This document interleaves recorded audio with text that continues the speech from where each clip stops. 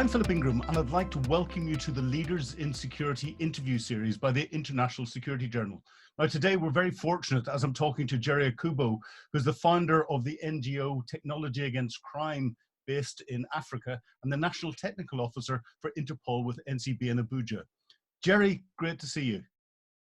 Pleasure is mine. Thanks so very much, Phil Ingram, for having me on this show. So for those that are watching, can you give us a little bit of an overview as to who you are and where you fit in? Oh, my name is Akubo Jerry Innocent. I'm currently the National Technical Officer for Interpol NCB, Abuja, Nigeria. I'm also a drone expert for the NCB, representing lots of technical operations for law enforcement agency. Apart from these, I also founded an NGO called Technology Against Crime in Africa, which essentially was given birth to in an international event called Technology for a Safer World. So it essentially also caters for law enforcement agencies and work hand in hand in trying to help law enforcement use technology to fight technology-aided crimes, especially in the African sub-region. Correct me if I'm wrong, but one of the main areas of technology that you look at is the use of drone technology. Is that not right? Absolutely, yes. Drone technology, that's innovative aerial technologies, because essentially in Africa, we find out that most operations happens in very remote locations, especially operations that need to be supervised from the command and control center of the headquarters. And these remote locations are locations that most times are not motorable. They are inaccessible with vehicles. Even via foot, you need to know the terrain before you can parade this terrain. But essentially with innovative technologies like drones, it makes all these kind of operations very easy, especially for law enforcement operations within the region.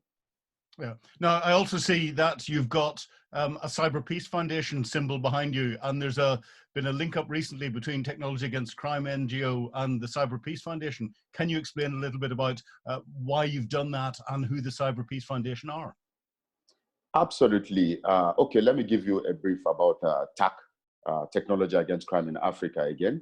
Technology Against Crime in Africa is multifaceted in the sense that we have two major causes which we fight for or which we stand for. The first cause is drone and counter-drone systems. And the second cause which we stand for is artificial intelligence and cyber security.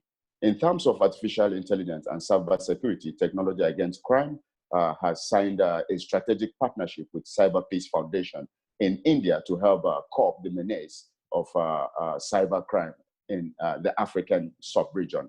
And that's partly the reason why you see Cyber Peace Foundation right behind me, and you see Technology Against Crime. In fact, it's one of our most recent projects, because we are looking at how we can also help the African region cope the menaces that's happening online right about now, especially in this COVID era. And majorly, we are looking at how we can encourage cybersecurity startups and cybersecurity entrepreneurship in Africa instead of cybercrime startups. So that's partly why we are fully working hand in hand with Cyber Peace Foundation at the moment. Yeah, it's interesting. So cyber is clearly a security priority in Africa. What are the other security priorities that you see from your position? Yeah, absolutely. There are lots of security priorities. First and foremost, looking at the trend of what's happening now within the region, you find out that there are lack of capacity, especially in terms of the kind of crimes happening now, which are mostly organized crime. These crimes are run by organized criminal networks. And if you want to break it down, first and foremost, all these crimes have been facilitated via the internet. They are remotely facilitated crimes. They are not crimes that are being committed, unlike like the burglary crime or stealing and all this. These are all outdated crimes. The most recent crimes now are crimes against organizations, where you see banks are being hacked, industries are also being hacked, even institutions are being hacked, website being defaced, and all these are majorly the most high priority crime presently now in the African sub-region. And that's why you see we are also looking at how technology can also help in curbing these technologically aided crimes, because most of the recent crimes are technologically aided. They are not manual crime per se. And so who's winning at the moment? Is it the criminals or is it the good guys that are trying to deal with them?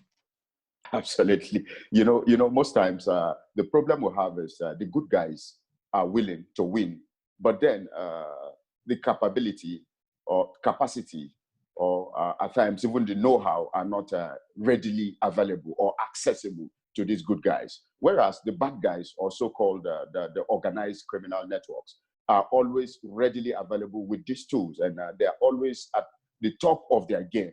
And essentially, they don't work with bureaucracy. They don't rely on the bureaucratic norm or operations that the good guys have to wait for authorization from maybe his hierarchy before taking one or two steps, and also looking at legalities of his steps. But then the bad guys don't care about this. What they need is how they could get their assignments or their bad willy naughty done and done with. So essentially, this is a very hard situation per se, because the good guys are really they are willing to win, but essentially the tools it's a problem.